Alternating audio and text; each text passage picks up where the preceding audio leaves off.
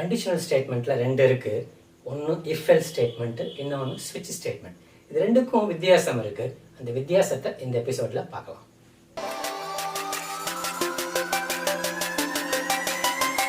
Hi, welcome to Kainattu. நான் உங்கள் புகழ். இன்னைக்கு நம்ம பார்க்க போகிறது difference between if else statement and ஸ்விட்ச் ஸ்டேட்மெண்ட். ஒரு சுட்டி எக்ஸாம்பிளோட பார்த்தோம்னா இது ரொம்ப நல்லாயிருக்கும். என்ன எக்ஸாம்பிள்னா, யூசர் கிட்ட இருந்து ஒரு இன்புட் வாங்குறோம். இப்போ யூசர் வந்து 1ன்னு ஒரு இன்புட் கொடுத்தாங்கன்னா என்ன வரணும்னா ஜான்வரின்னு எனக்கு அவுட்புட்டில் வரணும். 3ன்னு கொடுத்தா மார்ச்னு வரணும். 12ன்னு கொடுத்தா டிசம்பர்னு வரணும். ஸோ அப்போது 12க்கு மேலே 13, 15ன்னு கொடுத்தோம்னா நாட் வேலிடுன்னு வரணும். இதுதான் வந்து நான் செய்ய போகிற ப்ரோக்ராம். இதை எப்படி செய்யலாம்னு பார்த்தீங்கன்னா, இஃப் வச்சும் செய்யலாம், ஸ்விட்சை வச்சும் செய்யலாம். ஆனால் இஃப் வச்சு செஞ்சால் இதில் என்ன பிரச்சனைகள், ஸ்விட்சை வச்சு செஞ்சால் என்ன அட்வான்டேஜ்னு பார்ப்போம். கமான். ரைட், இப்போ அந்த ப்ரோக்ராமை குட்டியாக ஒரு ஸ்னிப்பெட் மாதிரி எழுதுவோம். இப்போது இன்புட்டில் n யூசர்கிட்டேருந்து வாங்க போகிறோம். இது என்ன வேல்யூவான இருக்கட்டும். இப்போ இந்த வேல்யூ இஃப் இந்த n வேல்யூ ஈக்குவல் டு 1 இருந்தால் என்னன்னு வரணும், printf January. else if இதே n வேல்யூ 2 இருந்தால் printf February. else if n value 3 இருந்தால் printf March. இப்படியே போயிட்டு else if n is equal to 12 இருந்தால் printf December. இது எதுவுமே இல்லாமல் இருந்தால் எல்ஸில் printfல என்னன்னு கொடுத்துட போகிறோம், invalid. இதுதான் இஃப். இதையே ஸ்விட்சில் எங்கே எழுத போகிறோம். இதே நம்ம என்ன பண்ண போகிறோம், ஸ்விட்சை யூஸ் பண்ணி. இப்போ இதே இன்புட்டு n வாங்கியாச்சு.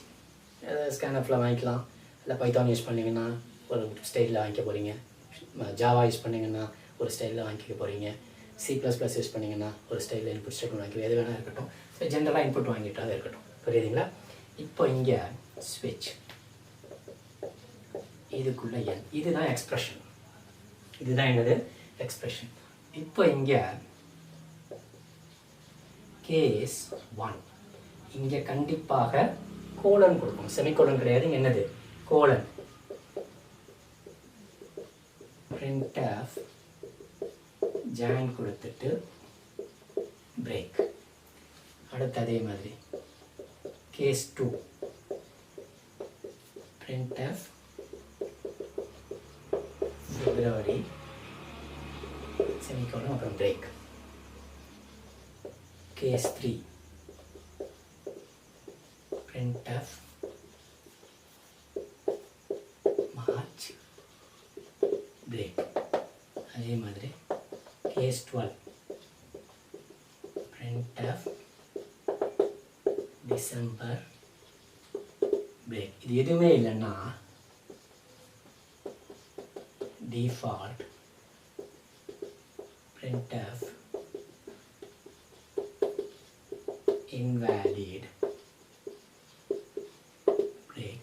ஸ்விட்சை முடிச்சோம். ரெண்டு விதமாகவும் செஞ்சிட்டோம் இஃப்ல. இப்போ இதில் பெரிய வித்தியாசம் என்னென்னா ஸ்பீடு. இங்கே நல்லாயிருக்கும். என்ன இருக்கும், ஸ்பீட். என்ன காரணம்னு சொன்னால், இப்போ ஃபார் எக்ஸாம்பிள் யூசர் வந்து என்ன இன்புட் கொடுக்குறாருன்னா 7ன்னு கொடுக்குறாரு. யூசர் என்ன கொடுக்குறாரு, 7. ஃபஸ்ட்டு உள்ளே வருது கண்டிஷன் ஃபால்ஸ், இங்கே வருது கண்டிஷன் ஃபால்ஸ், இங்கே வருது கண்டிஷன் ஃபால்ஸ். இப்படியே போய்கிட்டே இருக்குது. எப்போ ட்ரூ ஆகும்னா n வேல்யூ ஈக்குவல் டு 7ன்ற இடத்துல ட்ரூ ஆகும். அதுக்கு முன்னாடி தேவையில்லாமல் n ஈக்குவல் டு 1 செக் பண்ணிச்சு, n is equal to 2 check பண்ணிச்சு, n is equal to 3 check பண்ணிச்சு, n is equal to 4 check பண்ணும், n is equal to 5 check பண்ணும், n is equal to 6 check பண்ணும். கடைசியாக n இஸ் ஈக்குவல் டு 7 வரும்போது check பண்ணி ட்ரூன்றதுனால print பண்ணிடுது. So அன்னெசரியாக ஒரு 6 ஸ்டேட்மெண்ட் அதுவாக செக் பண்ணிச்சு இஃப்ல. ஆனால் இங்கே அப்படி கிடையாது.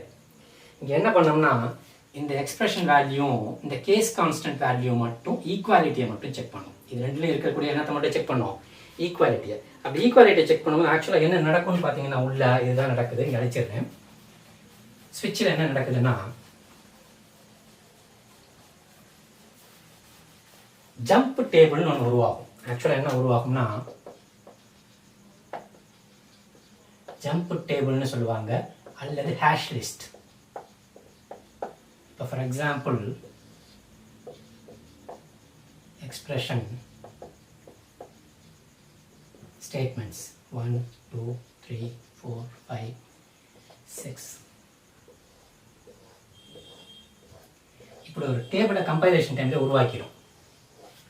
இப்போ 1ன்னு வரும்போது என்ன செய்யணுமோ அது இங்கே இருக்கும், 2ன்னா என்ன வரணுமோ இங்கே இருக்கும், 3ன்னா என்ன செய்யணுமோ அது இங்கே இருக்கும், 4ன்னா என்ன செய்யணுமோ ஸ்டேட்மெண்ட்ஸ் அது இருக்கும், 5 வேல்யூ இருக்கும் போது.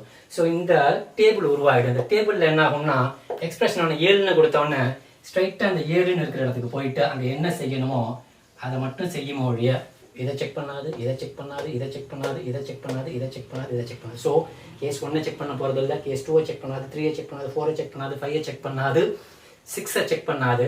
ஸ்ட்ரைட்டாக கேஸ் 7 இந்த டேபிளில் போகும். அந்த 7ன்னு இருக்கிற இடத்துல என்ன இருக்கோ ஸ்டேட்மெண்ட்டு இதை எக்ஸிக்யூட் பண்ணிவிட்டு வெளியில் வந்துடும். ஸோ ஸ்விட்ச் எப்போவுமே எப்படி இருக்கும்னா ரொம்ப ஸ்பீடாக இருக்கும். அதுவுமே நீங்கள் ஸ்விட்சை எங்கே தான் யூஸ் பண்ணோம்னா இஃப் எல்ஸ் லேடரில் 5க்கும் மேற்பட்ட கண்டிஷன்ஸ் கொடுக்குறதா இருந்தால் மட்டும்தான் என்ன பண்ணணும், ஸ்விட்ச் யூஸ் பண்ணணும். இல்லைன்னா எதையும் யூஸ் பண்ணிட்டு போயிடலாம், இஃப் எல்ஸை யூஸ் பண்ணிட்டு போயிடலாம். இப்போ உங்களுக்கு இஃப் எல்ஸுக்கும் ஸ்விட்சுக்கும் உள்ள வித்தியாசம் தெளிவாக தெரிஞ்சிருக்கும். எங்கே இஃப் எல்ஸ் யூஸ் பண்ணணும், எங்கே ஸ்விட்ச் யூஸ் பண்ணணும்னு தெளிவாக புரிந்திருக்கும்னு நம்புகிறேன். அப்படி புரிந்திருந்தால் கண்டிப்பாக லைக் பண்ணுங்கள், ஷேர் பண்ணுங்கள், கமெண்ட் பண்ணுங்கள். நெக்ஸ்ட் எபிசோட் இதே மாதிரி ஒரு சுவாரஸ்யமான விஷயத்தோடு உங்களை சந்திக்கிறேன். அது வரைக்கும் உங்களிடமிருந்து விடைபெறுவது உங்கள் புகழ்.